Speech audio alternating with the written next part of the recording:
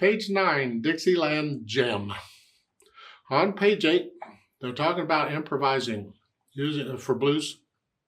They give an accompaniment there, and then they give you the notes you can use. First it's a C, a B, an E flat, excuse me, an F sharp here, these notes. And they want you to make up your own blues melody using these notes.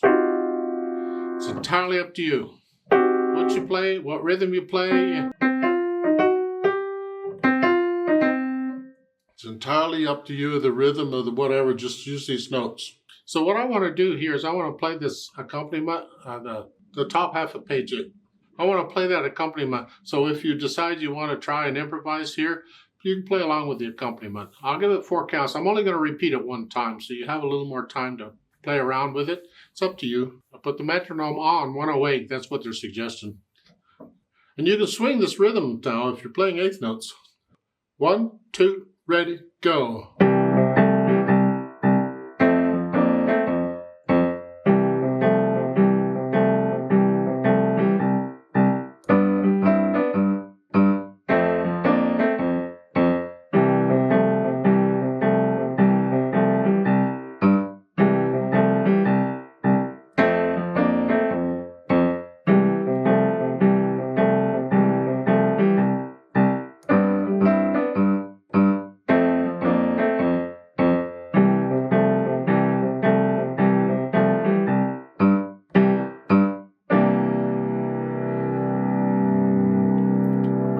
At the bottom of the page, they talk about a 12-bar blues pattern. A bar and a measure is the same thing in music. It can be a bar, you can call them a bar or a measure. I usually call them measures, but in some countries they call them bars. It doesn't matter what it's called, it's the same difference. It's the space between the measure line or bar lines. Those lines can be called bar lines or measure lines, whichever. And in typical blues, we have a chord progression. A series of chords we go through that lasts for 12 measures, 12 bars. That's 12-bar blues. And they show it at the bottom here. I don't want to go into a lot of detail here because there's a lot of the theory we haven't had. Just know that this accompaniment at the top of the page follows that. We get this chord for 4 measures, 4 bars. And then we get this chord for 1, and this chord for 1, and then this chord for a couple. It all works out. And you just keep repeating that 12 bars over and over for as long as you want the piece to last. Yeah, whatever. There's a little more to it than that. I don't want to get into it until we have the theory that supports it. So we won't talk about it. However, let's talk about this jam going on page 9. At the top of the page, they talk about half steps. Half steps are kind of important because they're like the building blocks. Everything else is built on half steps. If you understand the half step, there's time how many half steps is it? We got to go back and think half steps. Simple enough, a half step in our harmonic system is the closest distance between any 2 notes. It's on a piano, it's the next note up or down, white or black. If I have a C, I want to go up a half step, I go to the next note. That's a half step. There's nothing in between. If I want to go down a half step, I go to the next note. It's the next note down. There's nothing in between. That's a half step. That's as complicated as half steps get right there. It's the next note up or down, white or black on a keyboard. Keep it in mind. We need to know that. I'm going to build on that later. We're giving you bits and pieces here, and we're going to put it together eventually, I hope. Now, jam. I look it over. It's about a page long. That's got endings at the bottom. Have we had endings? I hope. Well, I'm going to talk about them. Treble, bass, clef, 4 time signature, 4 counts in a measure. Quarter note gets a count. And I see quarter notes, half notes, whole notes. Is that about it? I see sharps and flats. So we got black keys to deal with. I'll take it 1 hand at a time. Right hand first. They want a 2 on a D sharp here. And since it's actually normally it'd be 2 on D, which puts you here, and then you're going to use the 2 on the D sharp because it's 2 on. That's really what it is. So it's 1, 2, 3, 4, 1. That's what that is. Measure 5. 1, 2, 3, 4, 1, 2. 1, 2, 3, 4. That's it. Now, measure 13, you have a D sharp. 1, 2, 3, then an in measure 14, it's an E flat. And now I'm going to use third finger. It's the same note on the keyboard, but now I'm going to use third finger on the E flat. Because I have third finger on E, I'm going to use it on E flat. So measure 13 is second finger. Now it's third finger. It doesn't work to put second finger on the E flat on measure 14, because if I do that, I run out of fingers. I need another finger. So I got to use third finger, and that's really the reason. Left hand, let's hear it. 1, 2, 3, 4, 1, 2. Okay, this is just fun. Let's go down to the third line. Measure 9. That is tied. You can hold it down for 6 counts and then go on. Second finger on the B flat because it's on B. And that's tied for 6 counts. Now, normally we'd like to use third finger on the A flat because we got it on the A, but I'm already using third finger, so I got to use fourth now. It throws me off out of position because now I'm here and I was here. Black keys will do that to you. That's all right. We got rest. We got time to come back down here, so we got fourth finger on the G for measure 15. And then at the bottom, last 2 measures, 1, 2, 3, and they want the right hand to go over the left to play that last note. Well, fine, we'll do that later. Put the hands together and see what we get. And I'll hesitate, that's okay, I don't care. It's just here, 2, 3, 4, 1. See, that's by itself. Now play it. 2, 4, 1. Now, 1, 2.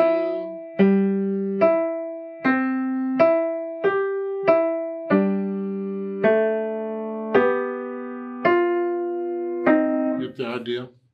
The last 2 measures at the bottom. 1, 2, 3. Rest. Then let the right hand come over here. It doesn't matter which finger you use, just use a finger. Whichever. Generally, we don't use thumb because the thumb is the short finger and we have to reach farther. So we use one of the other fingers. Well, whatever. Now, once put the hands together, then I'll go back over it just maybe a line or so at a time, slowly, and work out the hesitations. After that, I can think about the articulation, which they don't give any. Isn't that lovely? When they don't give you anything, it's up to you. You can play them connected. If you want, you can play them disconnected. Doesn't say anything. Combination.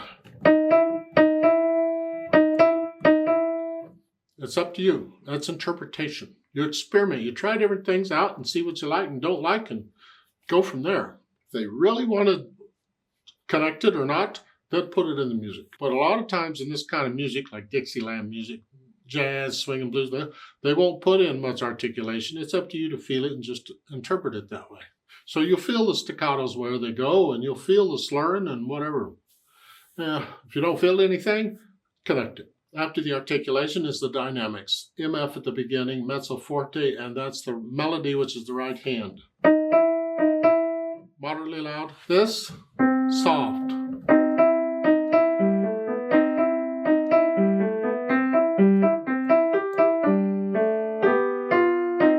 Now measure 5, it's really both hands here. But then in measure 7, it's that. Keep this in the background. In the measure 9, you get a crescendo. Oh, goody. That's silly. You have a crescendo, you're going to go from moderately loud up to loud. Moderately loud up to loud. And you got like 5, 6 measures to do it in. No. When you get something like, you have to plan it out, or you'll be loud by measure 10. Loud. Okay, so much for that. We plan it out. And we sort of let the music tell us when to get louder. In this case, we have these little musical motifs, what they're called, just a group of notes, a little short musical message. That's been going on all along. We'll let those tell us. Each one of those, we're going to get just a speck louder. Here. A little louder. A little louder. So you have to plan it. So you got the first one, stay up moderately loud. Now come up just a hair. Now just a hair more. Now loud. that's how we do it. We let the music tell us about how to do this. You can, if you would like, come down to moderately soft so you got more room. So do measure 9 moderately soft. Now a little louder, louder. There you are. Okay. So experiment with the dynamics. Don't get loud until measure 15. Technically, you could get loud at measure 14 because it all kind of goes together. But they're saying not until measure 15. I don't know. I like measure 14 better. Then the speed with energy. Oh, that's nice. Sort of where we've been going here, I think. I don't know. It just feel it. What's it feel like?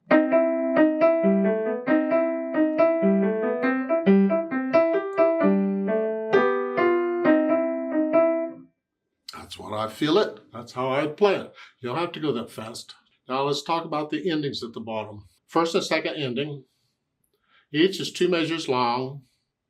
The first ending, do the first time you play it. The second ending, you do the second time you play it. No big surprise there. The first ending has a repeat sign. And you have to watch for that because not all endings will have a repeat sign.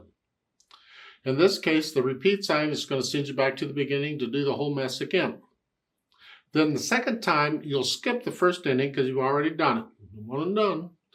Jump over to the second ending and finish it. Okay, easy enough. Well, hang on, there's more. At the top, above the staff, it says, second time, right hand, 8B8. Which means when you repeat it, you're down here. And you're going to repeat it again. Now, the right hand, not the left, just the right hand, comes up an octave. And instead of here, you're up here. And you play the second time, the right hand's all up here. Here. So the measure 14, going to the first ending, repeat.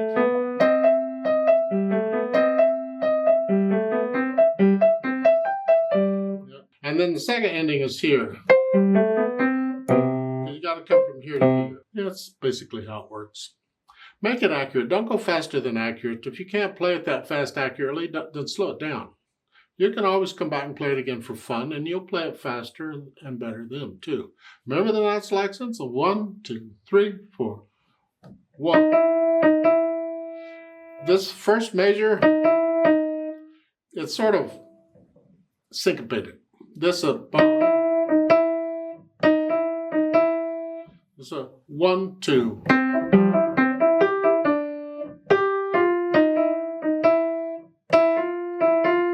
Feel the natural accents as you're going through this.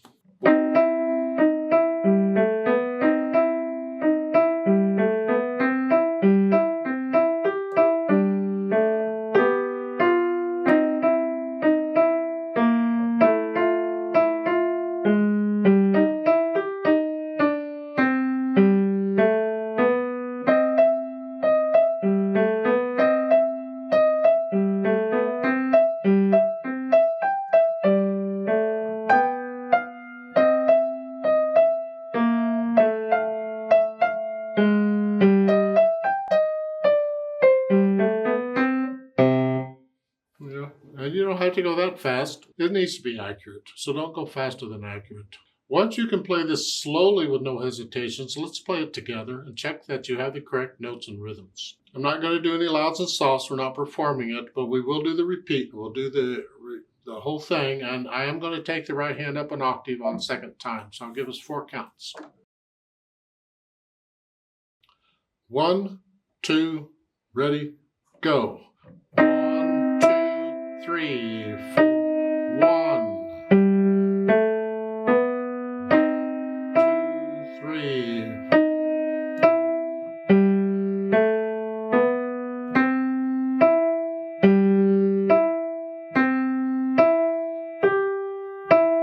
1, 2, 3, 4. 2, 3, 4.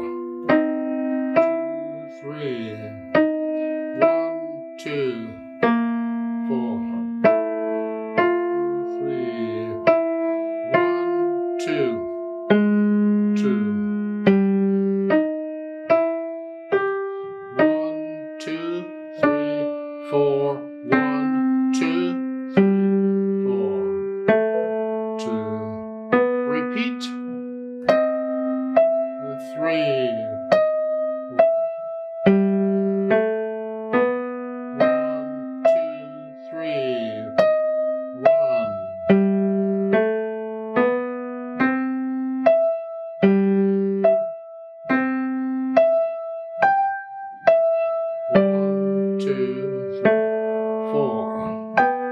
2, 3, 4.